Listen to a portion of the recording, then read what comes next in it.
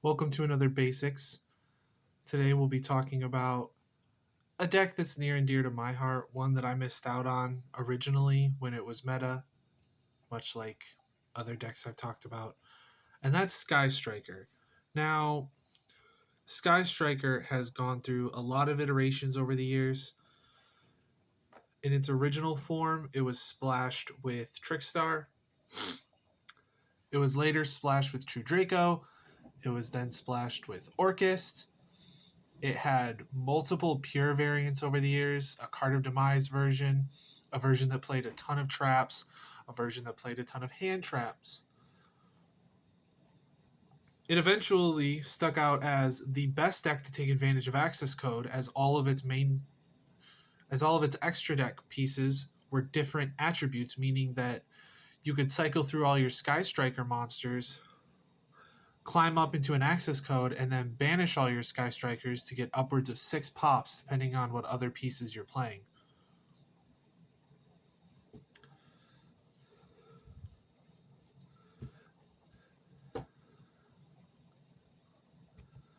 This deck is one of the strongest to exist in the game. It has had multiple pieces of its engine put on the ban list. A bunch of cards still exist on the limited list.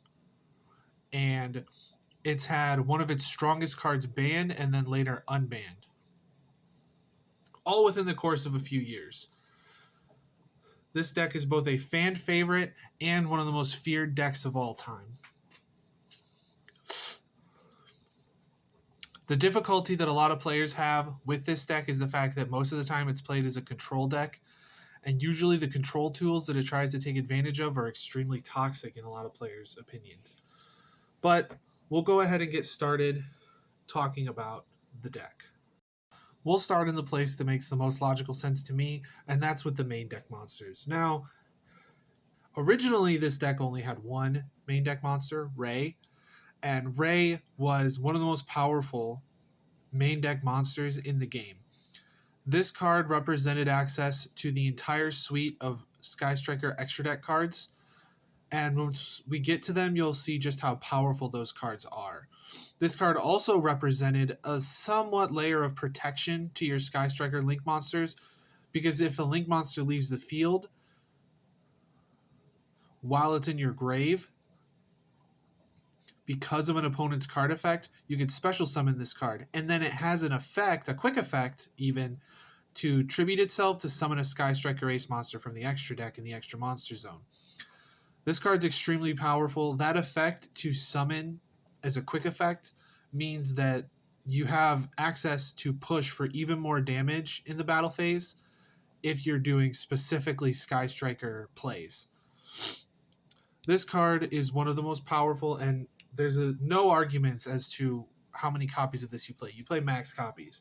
This one, on the other hand, not as strong. It was released a little later in Sky Striker's lifespan. This one basically acts as an extender. If a Sky Striker Ace monster is normal or special, you can special it from your hand. And this card has similar floating, but it has to be if a card in your opponent's extra monster zone is destroyed or leaves the field because of your card effects, you can special it.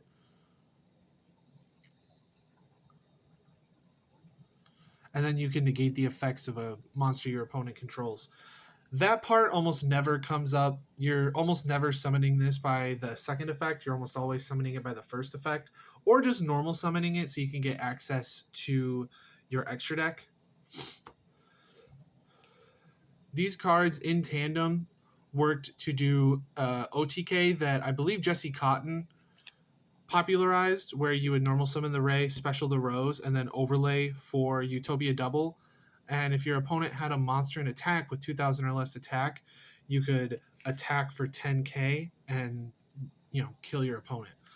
But that is extremely inconsistent, and it requires you to play another brick, which not super great. There were also OTKs with access code. There are now OTKs with a new card that's been printed that we'll get to later. But for now, this is all you really need to know. There are other main deck monsters. There's Aileron, which is bad. And then there's HAMP, which is better than Aileron, but it's a searchable kaiju with the Sky Striker name attached to it. And I'll be honest, this deck doesn't really need that. No one plays it. It's not bad, it's just not good enough to see play, so I don't even own a copy. Let's go ahead and move on to what is arguably the scariest part of this deck. Sky Striker Mobilize Engage. Now, I know what you're thinking. How can a single card represent so much fear in the minds of Yu-Gi-Oh players? For those of you that were around, I don't need to explain why this card's broken. But for those of you that weren't around for Sky Striker format, for TOS format, and for any of the number of formats where this card was at multiple copies, I will go ahead and fill you in on why this card is so broken. It acts as a Rhoda for the archetype. As I mentioned before, Rhoda stands for Reinforcements of the Army.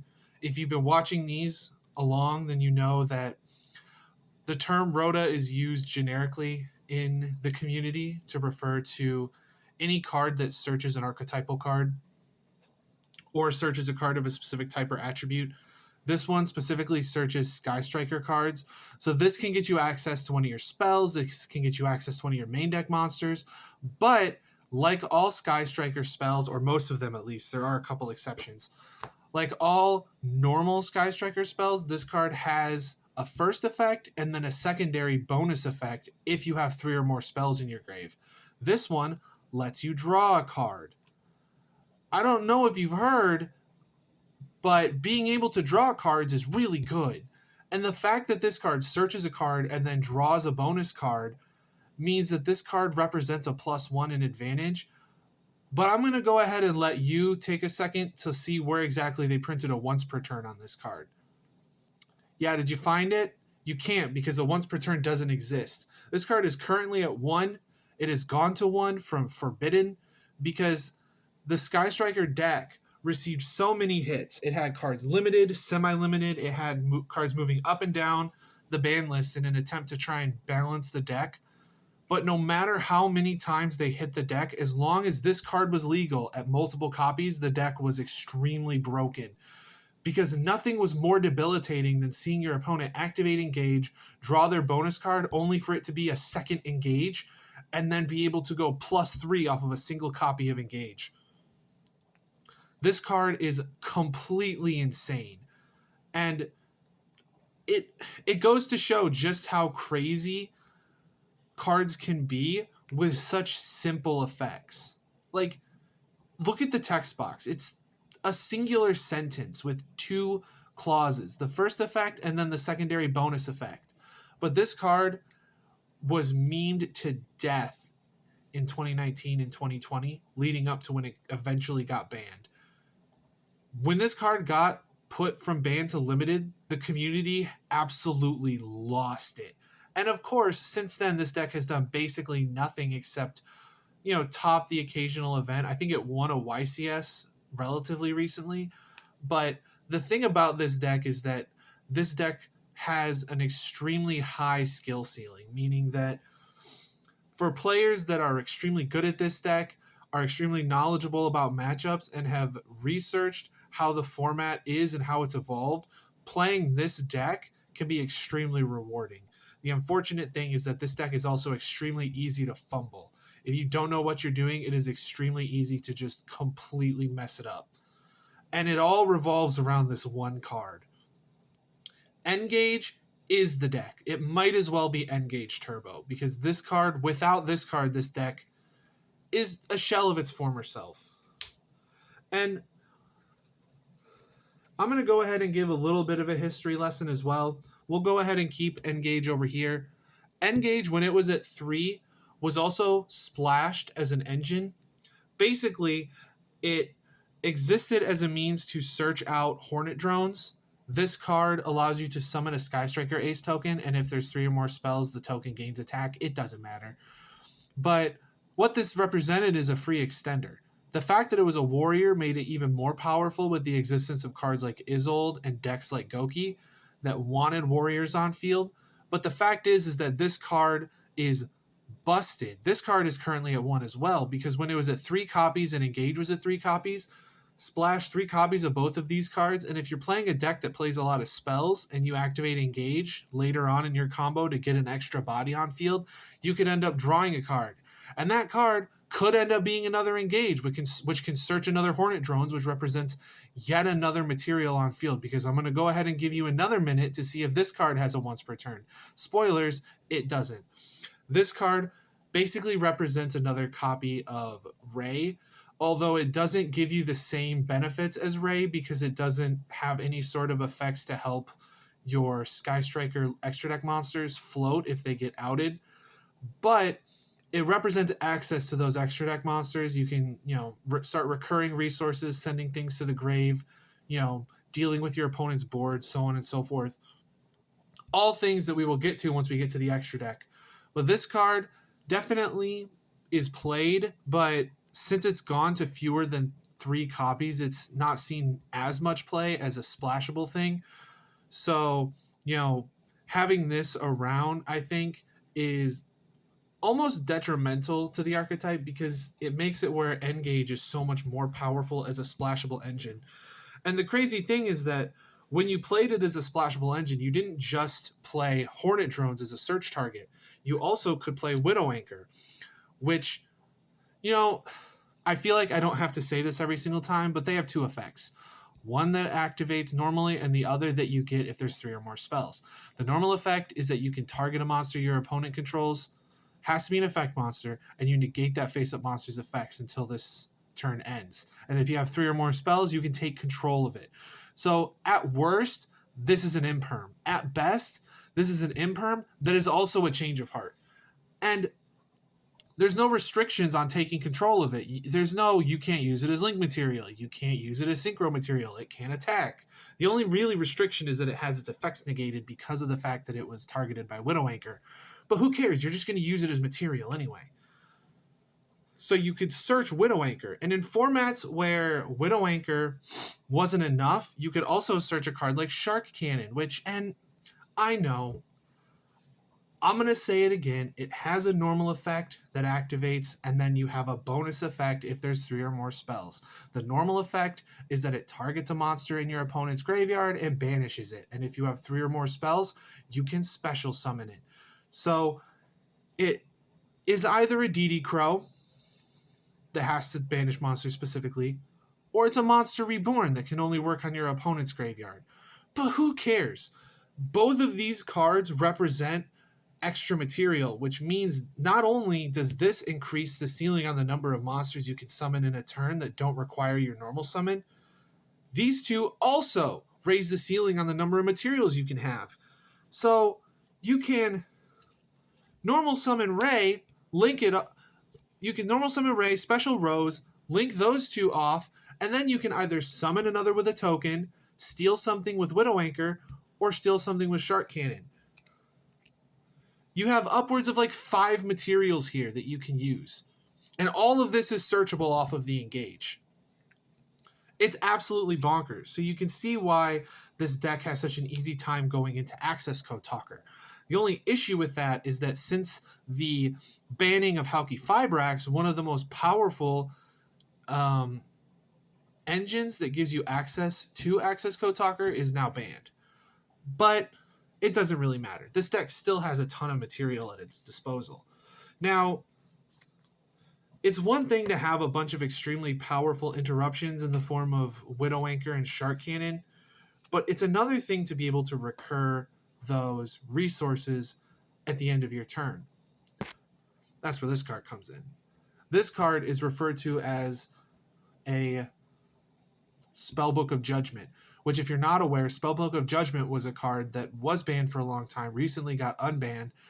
Its effect was at the end of the turn after it's activated, for every spell card you activate after its activation, you can search a spellbook card from your deck. And then at the end of the turn, you can also special summon a spellcaster whose level is less than or equal to the number of spells you searched. Now, that second effect to special summon, completely irrelevant. That's not why people call this a judgment.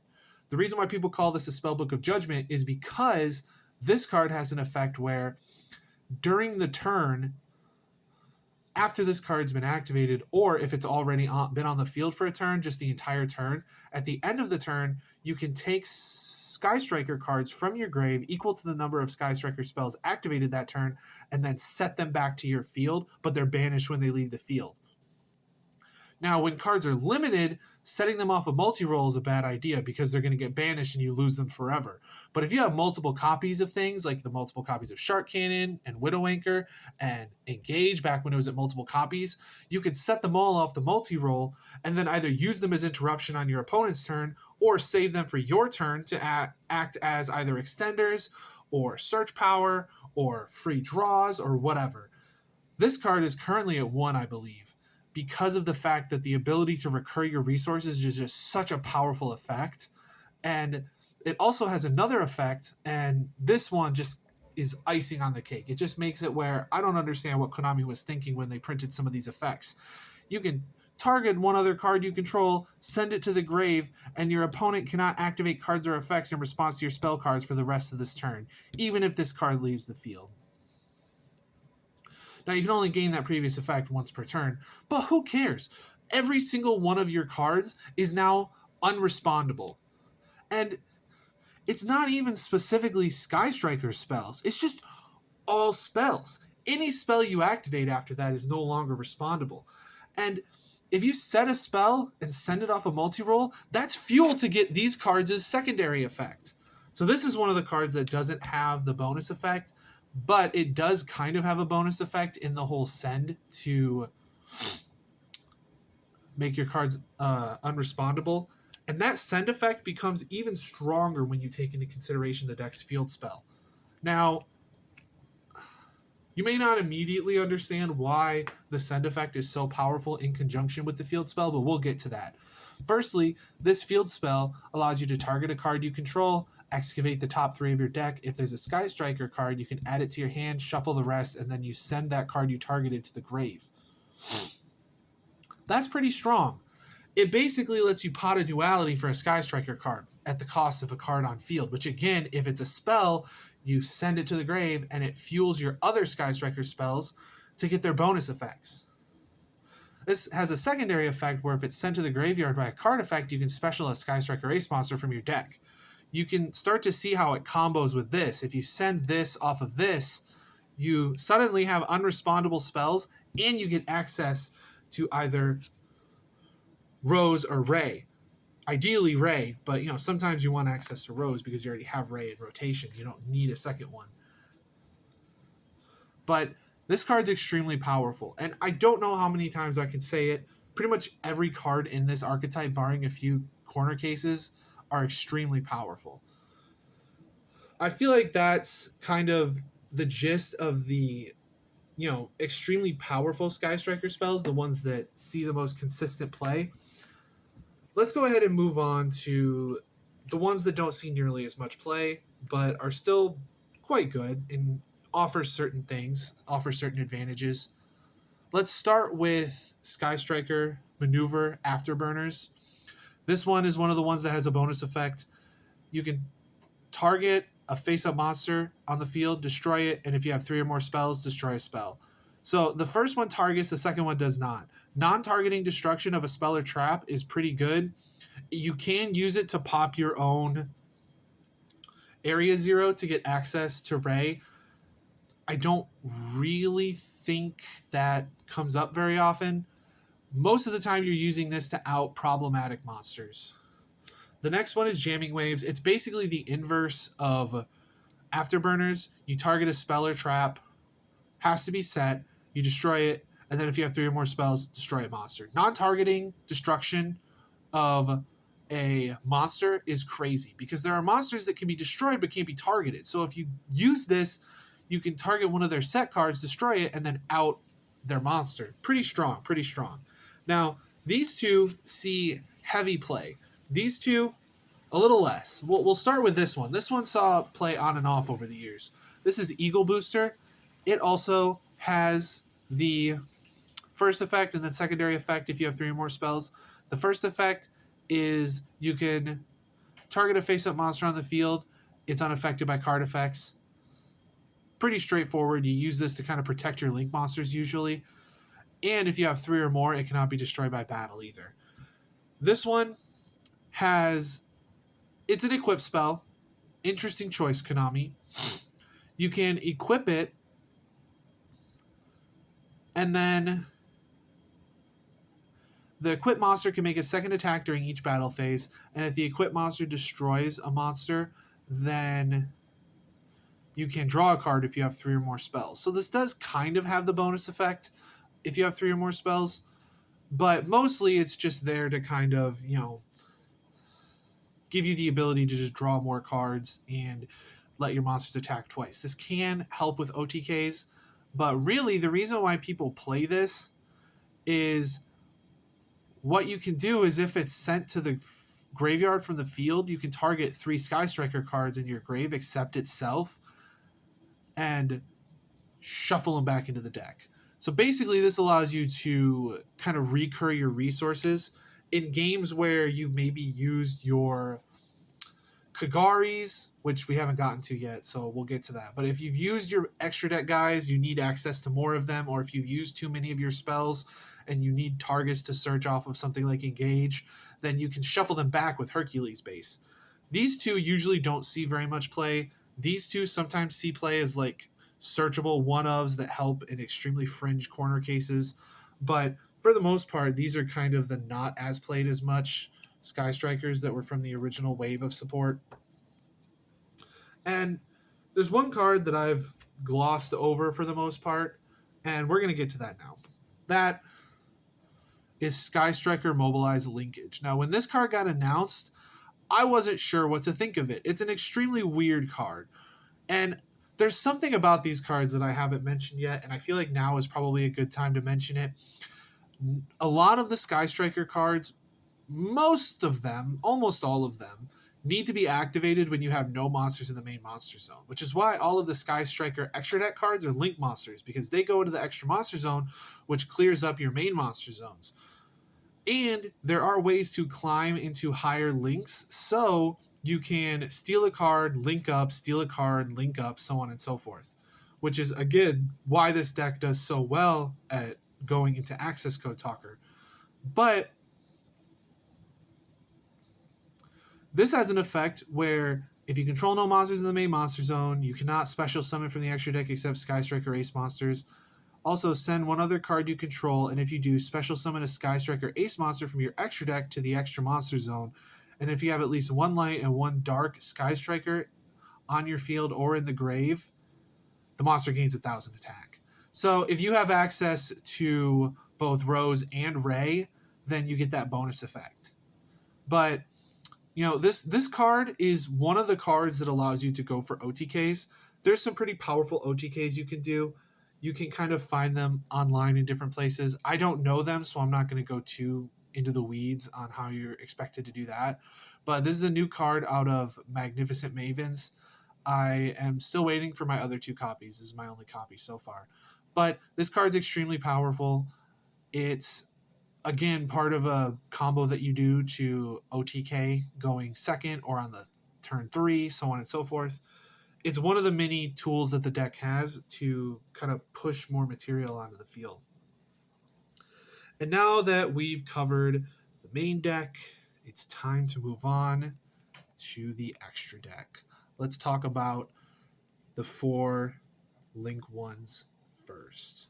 So the only attribute that they don't have yet, I believe, is light, because there's earth, wind, water, and fire.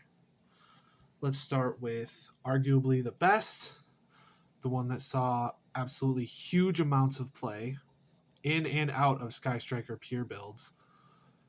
This card can be summoned using a non-fire Sky Striker Ace monster. Okay. If this card is special summoned, you can target a Sky Striker spell in your grave, add it to your hand. This card, even when Engage is at 1, represents at least 2 activations in a turn.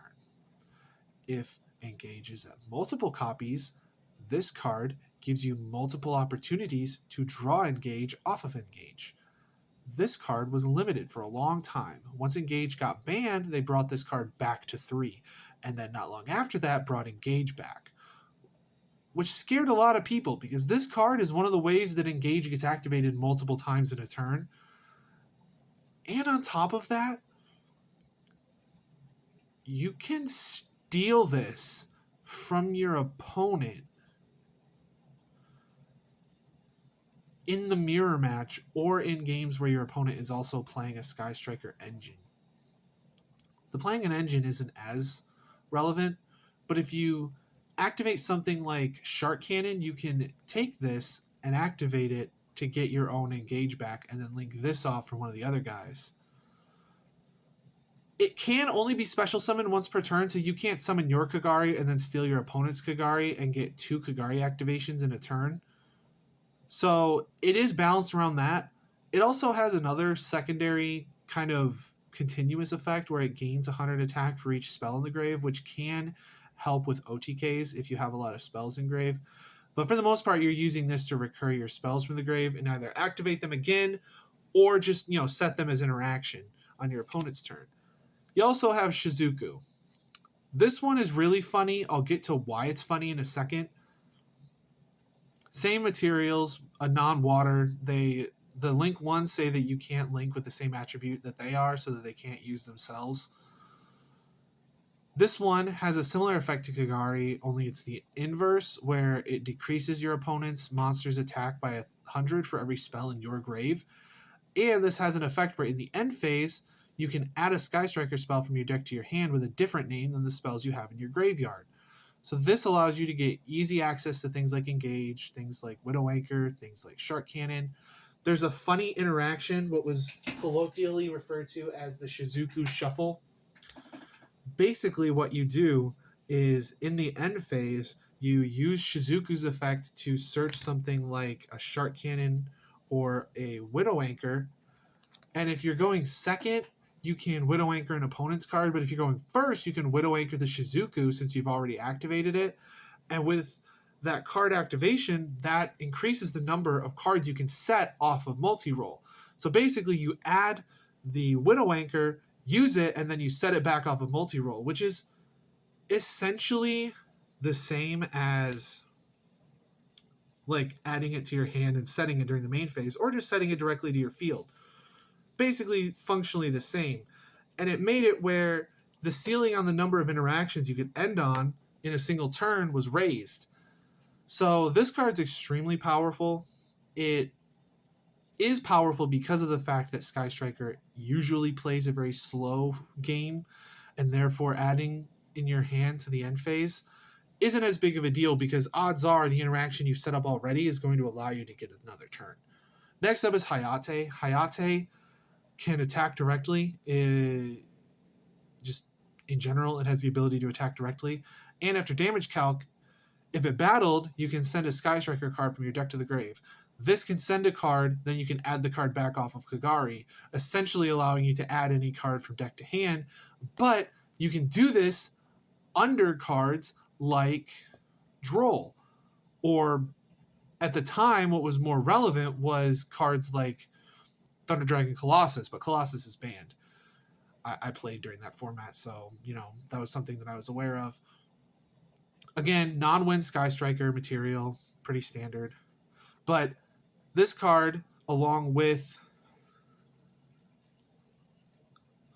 Ray, can be used to kind of push for a decent amount of damage. So you can Ray attack directly, tribute the Ray to summon Hayate, Hayate attack directly, assuming your opponent doesn't control any monsters. And you can get 3k damage pretty easily off of just basically one card.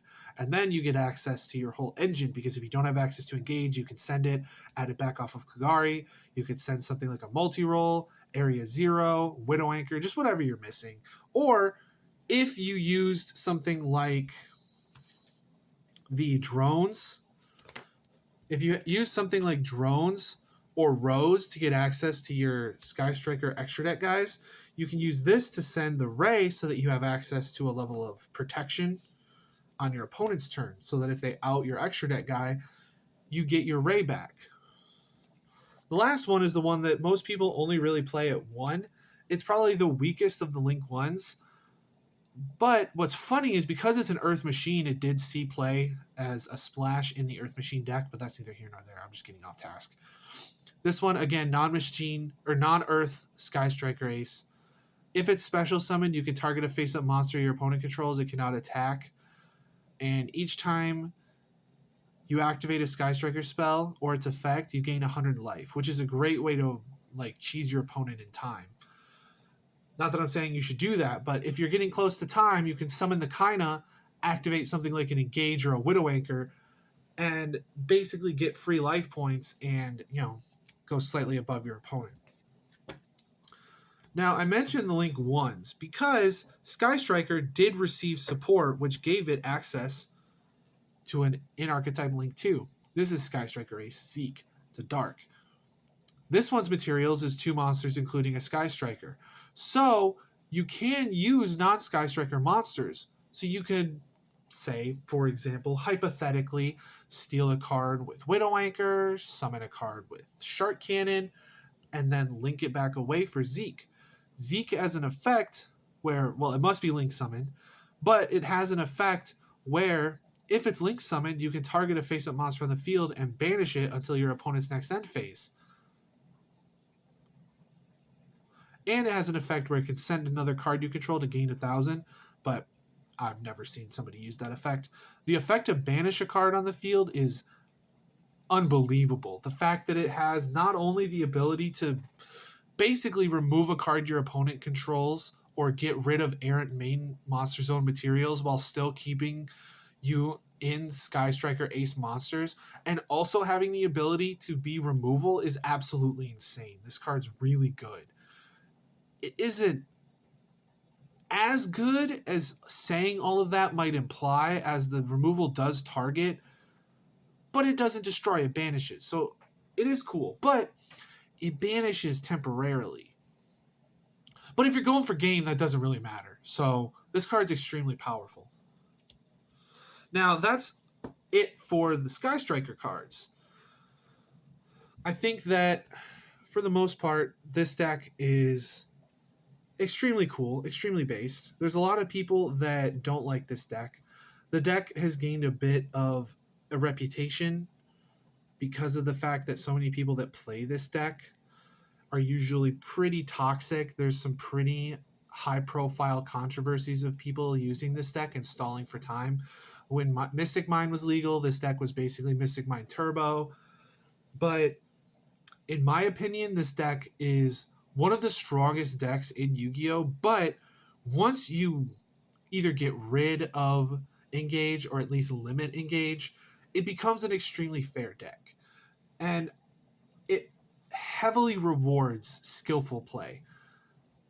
Knowing your opponent, knowing when to activate certain interactions, knowing how to bait out certain interactions, knowing all of these things really raises the ceiling on how powerful this deck can be. This deck is a control deck, so unlike the last video, I really don't have like a combo that I can show off.